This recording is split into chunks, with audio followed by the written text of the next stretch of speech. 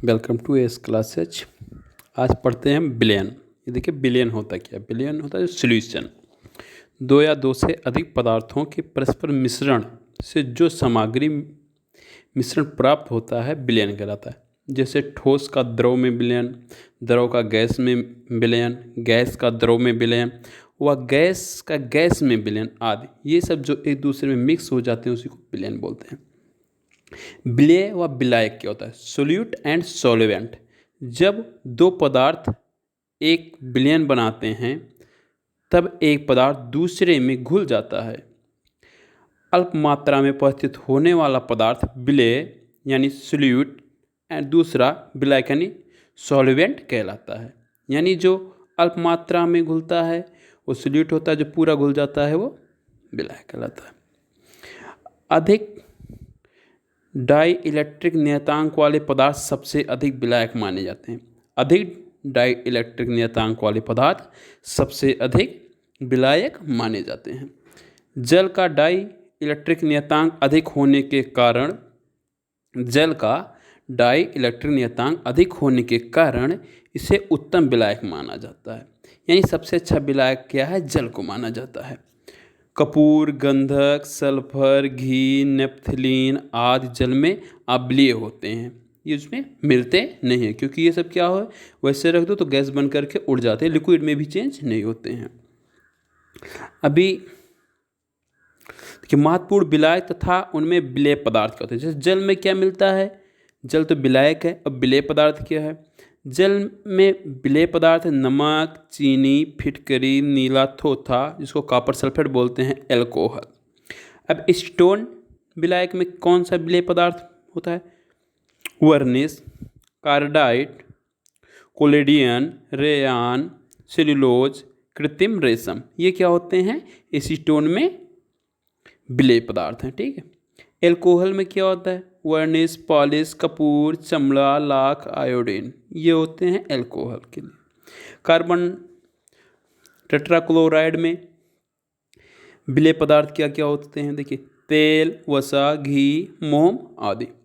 Ether में विलेय पदार्थ क्या क्या होंगे? चर्बी, मोम, तेल। नैप्था में रबड़ विलेय पदार्थ होगा। तारपीन का तेल, पेंट व रेजिन, क्योंकि देखते हो पेंट में तारपीन का तेल डाल करके लोग पेंट करते हैं। कार्बन डाइसल्फाइड में विलेय पदार्थ क्या होते हैं? गंधक, फास्फोरस आदि। अब विलायकों के जो उपयोग क्या होते हैं? Use of solvent. इसमें देखिए पहले में दे दिया कि आयोडीन को स्पिरिट में घोलकर विभिन्न प्रकार की औषधियाँ जैसे टिंचर आयोडीन, आयोडेक्स आदि बनाए जाते हैं। अब देखो किसी को कहीं चोट लगे तो बोलते आयोडेक्स लगा दो, आयोडेक्स लगा दो, तो क्या है इसका बेनिफिट्स है। बेंजीन व पेट्रोल का प्रयोग निर्जल धुलाई यानी ड्राई क्लीनिक के रूप में किया जाता है। बेंजीन और पेट्रोल का प्रयोग निर्जल धुलाई यानी ड्राई क्लीनिक के रूप में किया जाता है। कार्बनिक यौगिक एथिल एसीटेट का प्रयोग औद्योगिक क्षेत्र में विलायक के रूप में किया जाता है। एल्कोहल से विभिन्न प्रकार के सुगंधित इत्र भी बनाए जाते हैं और कुछ लोग एल्कोहल पीते भी हैं।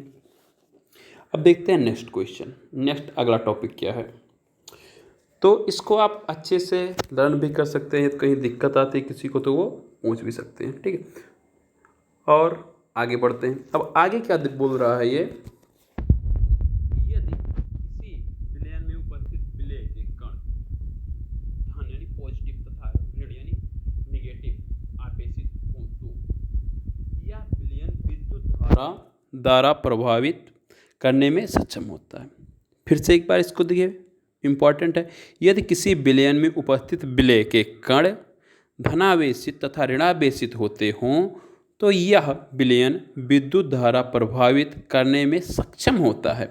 ऐसे विलेय विद्युत अपघट्य कहलाते हैं। जो ऐसे विलेय होते हैं वो विद्युत अपघट्य कहलाते हैं। जैसे सामान्य लवण एक विद्युत अपघट्य है।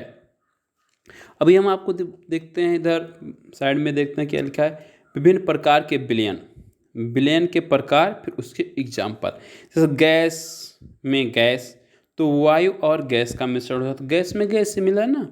गैस में द्रव, अब पूछते कि गैस में द्रव कैसे मिला देंगे, तो अमोनिया का जल में मिश्रण, अमोनिया का जल में मिश्रण, ये आपका गैस में द्रव मिल जाता है। गैस में ठोस किससे मिला, वायु में आयोडीन का विलयन हो जाता है, ये ठोस मिल गया। द्रव में गैस कहाँ से मिल गया, जल में कार्बन डाइऑक्साइड का विलयन हो गया, द्रव में गैस मिल गया। द्रव में द्रव, जल में अल्कोहल मिल गया, द्रव में द्रव मिल गया, लिक्विड लिक्विड मिल गया। और फिर द्रव में ठोस, अब जल तथा चीनी का मिश्रण हो गया। ठोस में गैस, अब ठोस से जो गैस में डायरेक्ट बदल गया, कपूर का वायु में विलयन। जैसे कपूर को रख दो तो उड़ करके क्या डायरेक्ट गैस बन जाता है, और लिक्विड में होता ही नहीं है।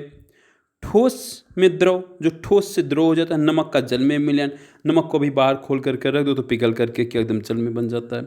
ठोस में ठोस, सोने की धुलित तांबा, सोने में धुलित तांबा जो होता है, ये आपका ये एग्जाम्पल्स हैं। आइए देखते हैं विलयन में, और देखते हैं क्या संतृप्त विलयन। सैचुरेटेड सॉल्यूशन जो होते हैं, सैचुरेटेड सॉल्यूशन वह विलयन होता है जिसमें विलेय पदार्थ की अधिकतम मात्रा घुली होती है, यानी जिसकी विलेय पदार्थ की अधिकतम मात्रा क्या होती है, पहले से घुली रहती है, वो होता है संतृप्त विलयन। असंतृप्त विलयन वह विलयन जिसमें किसी निश्चित ताप पर उसे विलेय पदार्थ की, यानी वह विलयन जिसमें किसी निश्चित ताप उसमें विलेय पदार्थ की और अधिक मात्रा घोली जाती हो, यानी ताप निश्चित हो, कम ज़्यादा नहीं हो। असंतृप्त, अतिसंतृप्त, अतिसंतृप्त विलयन सुपर सैचुरेटेड सॉल्यूशन। अब सुपर सैचुरेटेड सॉल्यूशन में देखते हैं वह विलयन जिसमें विलेय की मात्रा, वह विलयन जिसमें विलेय की मात्रा उस विलयन को संतृप्त करने के लिए आवश्यक विलेय की मात्रा से अधिक घुली हो। वह विलयन जिसमें विलेय की मात्रा उस विलयन को संतृप्त करने के लिए आवश्यक विलेय की मात्रा से अधिक घुली हो, ये होते हैं अतिसंतृप्त विलयन, जिसको इंग्लिश में बोलते हैं सुपर सैचुरेटेड सॉल्यूशन। अब पारासरण क्या होता है, ओस्मोसिस।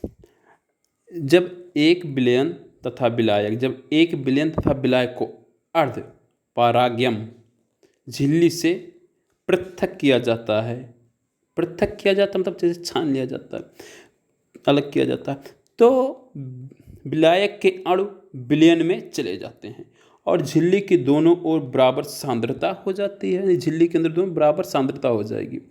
इस प्रकार विलायक का विलयन में अथवा कम सांद्रता के विलयन से अधिक सांद्रता के विलयन में अर्ध पारगम झिल्ली के द्वारा प्रवाह का पारासरण कहलाता है। अब आगे देखते हैं बफर विलयन क्या होता है। बफर विलयन, बफर सॉल्यूशन क्या होता है।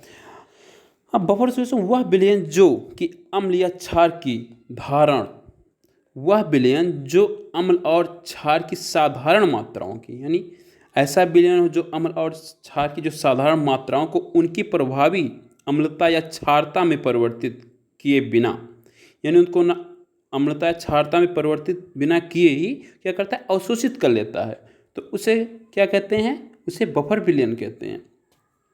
मोलरता, मोलरिटी क्या होता है देखते हैं। 1 लीटर विलयन में विलेय के 1 लीटर विलयन में विलेय के मोल की संख्या, जो विलेय की मोल की संख्या होती है, इससे प्रभावित करते हैं, क्या करते हैं, उसको प्रभावित करते हैं। मोलरता के लिए संकेत एम कैपिटल एम का प्रयोग किया जाता है। मोलरता को मोल्स डेसीमीटर अर्थात लीटर में व्यक्त कर देते हैं, इसको क्या करते हैं, लीटर में, मोलरता को लीटर में व्यक्त किया जाता है। जबकि द्रव्यमान अंश अथवा मोल अंश विमाहीन होते हैं, यानी इनमें इसकी विमा नहीं होती, विमाहीन होते हैं ये। विलयन के ताप बढ़ने अथवा घटने पर उनकी मोलरता परिवर्तित नहीं होती। जो विलयन होता है उनका ताप बढ़ा दिया जाए, घटा दिया जाए, तो उनकी मोलरता में कोई चेंज नहीं आएगा, वो उतने रहेगा। निलंबन, सस्पेंशंस क्या होता है।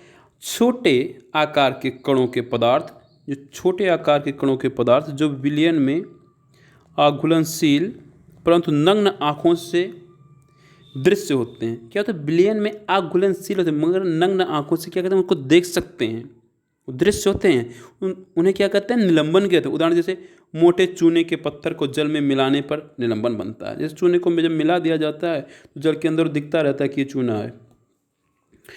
कोलाइट, क्लोराइड, यह रवाहीन पदार्थ होते हैं, तथा जल में उतनी तीव्रता के साथ ना तो घुलते हैं और ना ही अर्ध रंध्रधार झिल्ली में प्रवेश कर पाते हैं। यानी यह रवाहीन पदार्थ होते हैं ना, जल में बहुत जल्दी से सोचो घुल तो तुरंत ही नहीं घुल जाते हैं, ये तो तीव्रता से नहीं घुलेंगे, और ना ही अर्ध रंध्रधार झिल्ली में जो है प्रवेश कर पाते हैं। यह घोलक के अर्धधुलित अवस्था में लटके रहते हैं। क्या कहेंगे? लटके रहेंगे। जैसे स्टार्च हो गया, एल्बुमिन और गोंद हो गया। अब इनको सबको छानने का प्रयास करोगे तो क्या उसी में लटके रहेंगे, ना ऊपर जाएंगे ना नीचे जाएंगे, कहीं नहीं, उसी में रहेंगे। अब विलेयता क्या होती है? सोल्युबिलिटी। अब विलेयता देखते हैं क्या, किसी दिए हुए ताप पर संतृप्त विलयन में विलेय की सांद्रता, विलेय की जो सांद्रता होती है, विलेय की विलेयता कहलाती है। यानी किसी दिए हुए ताप पर संतृप्त विलयन में विलेय की सांद्रता विलेय की विलेयता कहलाती है। विलेयता को ग्राम प्रति लीटर या मोल प्रति लीटर में व्यक्त करते हैं। विलेयता को ग्राम प्रति लीटर या मोल प्रति लीटर में व्यक्त करते हैं। किसी पदार्थ की विलेयता ताप पर निर्भर करती है। कोई पदार्थ है तो उसकी विलेयता उसके ताप पर डिपेंड रहती है। यह ताप बढ़ने पर बढ़ जाती है। यदि उसका टेम्परेचर बढ़ा दिया जाएगा तो विलेयता क्या बढ़ जाएगी। परंतु गैसों के लिए ताप बढ़ने पर विलेयता घटती है। लेकिन यदि गैस है तो टेम्परेचर बढ़ा तो विलेयता घटने लगेगी। देखो क्वथनांक तथा हिमांक क्या होता है? Boiling and freezing point. किसी विलयन का क्वथनांक शुद्ध विलायक से अधिक होता है। जो कोई किसी विलयन का जो क्वथनांक होता है, जो शुद्ध विलायक प्योर होता है, उससे क्या होता है? अधिक होता है। परंतु उसका हिमांक जो फ्रीजिंग पॉइंट होता है शुद्ध विलायक से कम होता है। इस चीज़ को नोट कर लेना। विलयन का सांद्रण, कंसंट्रेशन ऑफ सॉल्यूशन, किसी विलयन की इकाई मात्रा में उपस्थित विलय, जो किसी विलयन की इकाई मात्रा में उपस्थित जो विलय होता है, विलयन की मात्रा को वो क्या करता है? किसी विलयन की मात्रा में जो भी उपस्थित विलेय पदार्थ है उसकी मात्रा को विलेय सांद्रण कहते हैं। अगर इसका एक्सप्लेन किया जाए तो बोलेंगे किसी विलयन की इकाई मात्रा में उपस्थित विलेय की मात्रा को विलेय का सांद्रण कहते हैं। इस प्रकार से आपने इतना देखा। आगे के भी कुछ हैं, उसको भी आप थोड़ा देख लीजिए। एक पॉइंट, जिस विलयन में विलेय की पर्याप्त मात्रा घुली रहती है, यानी जिस विलयन में विलेय की पर्याप्त मात्रा घुली रहती है उसे सांद्र विलयन तथा जिसमें विलेय की कम मात्रा घुली रहती है, जिसमें विलेय की कम मात्रा घुली रहती है उसे तन विलयन कहा जाता है। यानी सांद्र विलयन किसे कहते हैं, तन विलयन कहाँ किसे कहते हैं, इससे आपको ये चीज़ पता चल गई कि जिस विलयन में विलेय की पर्याप्त मात्रा घुली रहती है उसे सांद्र विलयन कहते हैं, तथा जिस विलेय की कम मात्रा घुली रहती है उसे तन विलयन कहा जाता है। तो ये सॉल्यूशन यानी विलयन टॉपिक था। अगले दिन नेक्स्ट वीडियो में दूसरा टॉपिक देखेंगे। जय हिंद।